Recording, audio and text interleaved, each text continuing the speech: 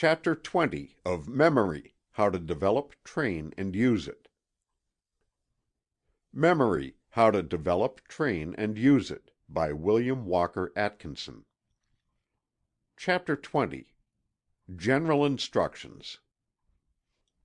In this chapter we shall call your attention to certain of the general principles already mentioned in the preceding chapters, for the purpose of further impressing them upon your mind, and in order that you may be able to think of and to consider them independent of the details of the special phases of memory. This chapter may be considered in the nature of a general review of certain fundamental principles mentioned in the body of the work. Point 1. Give to the things that you wish to memorize as great a degree of concentrated attention as possible. We have explained the reason for this advice in many places in the book. The degree of concentrated attention bestowed upon the object under consideration determines the strength, clearness, and depth of the impression received and stored away in the subconsciousness. The character of these stored away impressions determines the degree of ease in remembrance and recollection. Point 2. In considering an object to be memorized, endeavor to obtain the impressions through as many faculties and senses as possible. The reason for this advice should be apparent to you, if you have carefully read the preceding chapters. An impression received through both sound and sight is doubly as strong as one received through but one of these channels. You may remember a name or word either by having seen it in writing or print, or else by reason of having heard it. But if you have both seen and heard it, you have a double impression, and possess two possible ways of reviving the impression. You are able to remember an orange by reason of having seen it, smelt it, felt it, and tasted it, and having heard its name pronounced. Endeavor to know a thing from as many sense impressions as possible.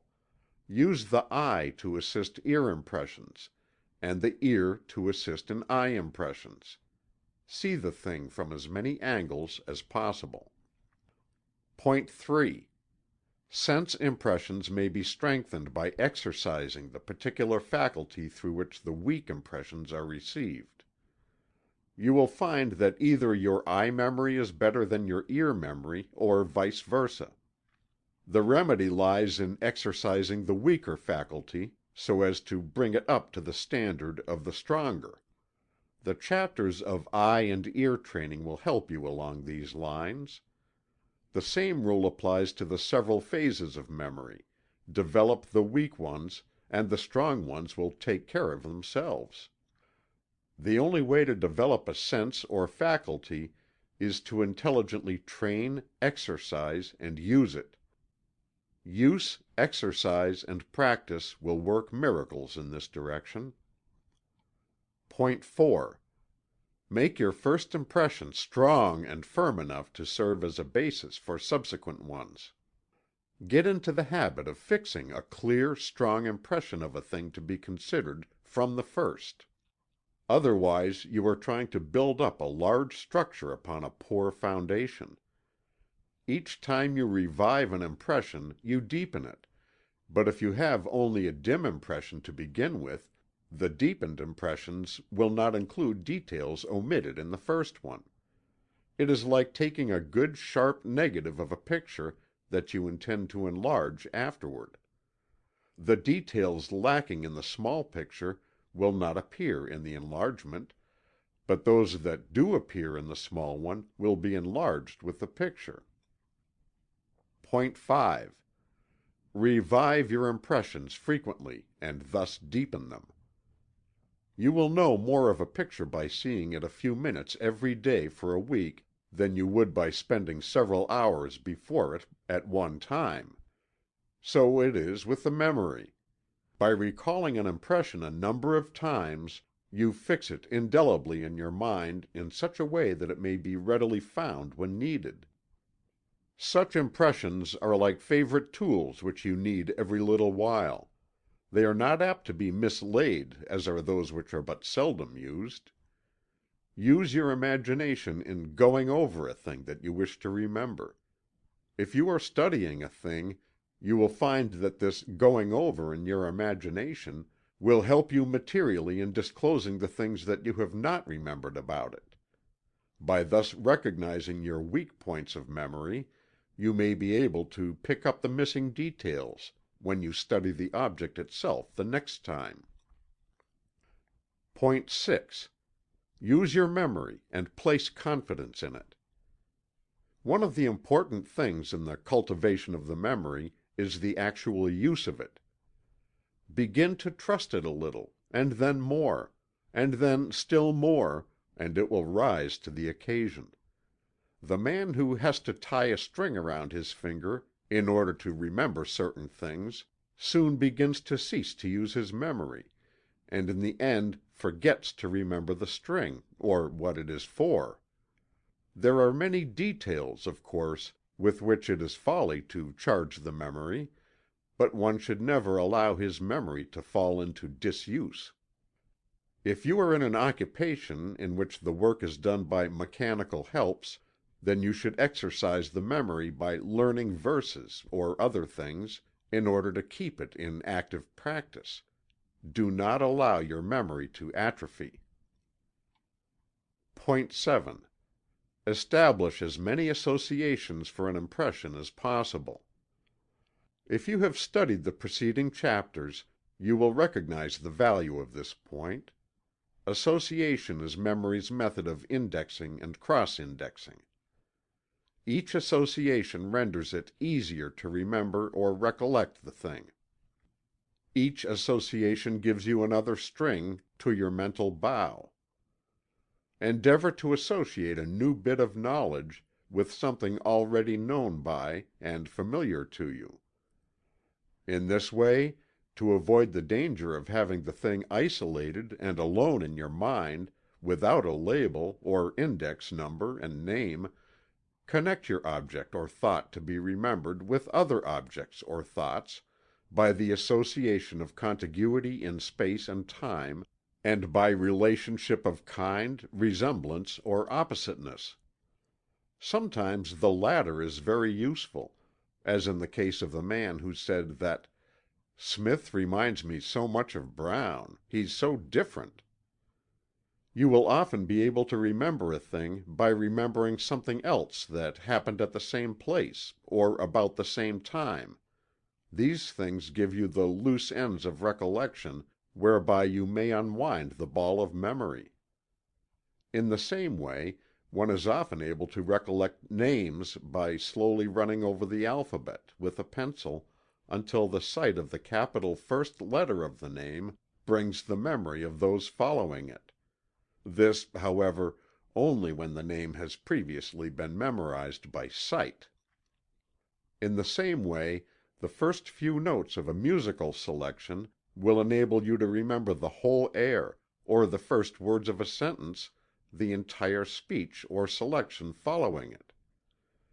In trying to remember a thing which has escaped you, you will find it helpful to think of something associated with that thing, even remotely.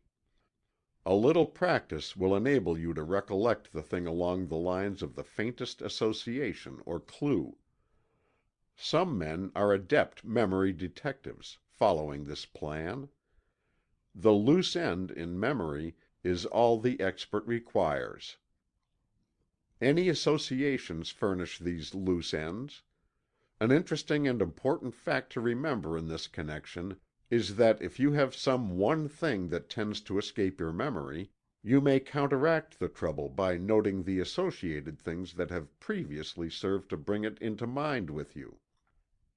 The associated thing, once noted, may thereafter be used as a loose end with which to unwind the elusive fact or impression. This idea of association is quite fascinating when you begin to employ it in your memory exercises and work. And you will find many little methods of using it. But always use natural association, and avoid the temptation of endeavoring to tie your memory up with the red tape of the artificial systems. Point 8. Group your impressions. This is but a form of association, but is very important. If you can arrange your bits of knowledge and fact into logical groups, you will always be master of your subject. By associating your knowledge with other knowledge along the same general lines, both by resemblances and by opposites, you will be able to find what you need just when you need it. Napoleon Bonaparte had a mind trained along these lines. He said that his memory was like a large case of small drawers and pigeonholes, in which he filed his information according to its kind. In order to do this, he used the methods mentioned in this book of comparing the new thing with the old ones, and then deciding into which group it naturally fitted. This is largely a matter of practice and knack, but it may be acquired by a little thought and care, aided by practice. And it will repay one well for the trouble in acquiring it. The following table will be found useful in classifying objects, ideas, facts, etc., so as to correlate and associate them with other facts of a like kind. The table is to be used in the line of questions addressed to oneself regarding the thing under consideration. It somewhat resembles the table of questions given in Chapter 17 of this book, but has the advantage of brevity. Memorize this table and use it. You will be delighted at the results, after you have caught the knack of applying it. Query Table. Ask yourself the following questions regarding the thing under consideration. It will draw out many bits of information and associated knowledge in your mind. 1. What? 2. Whence? 3. Where? 4. When? 5. How? 6. Why? 7. Whither? While the above 7 queries are given you as a means of acquiring clear impressions and associations, they will also serve as a magic key to knowledge, if you use them intelligently. If you can answer these questions regarding anything, you will know a great deal about that particular thing. And after you have answered them fully, there will be but little unexpressed knowledge regarding that thing left in your memory. Try them on one thing. You cannot understand them otherwise, unless you have a very good imagination. Fini. End of Chapter 20. End of Memory: How to Develop, Train, and Use It, by William Walker Atkinson. This recording has been by Roger Melin.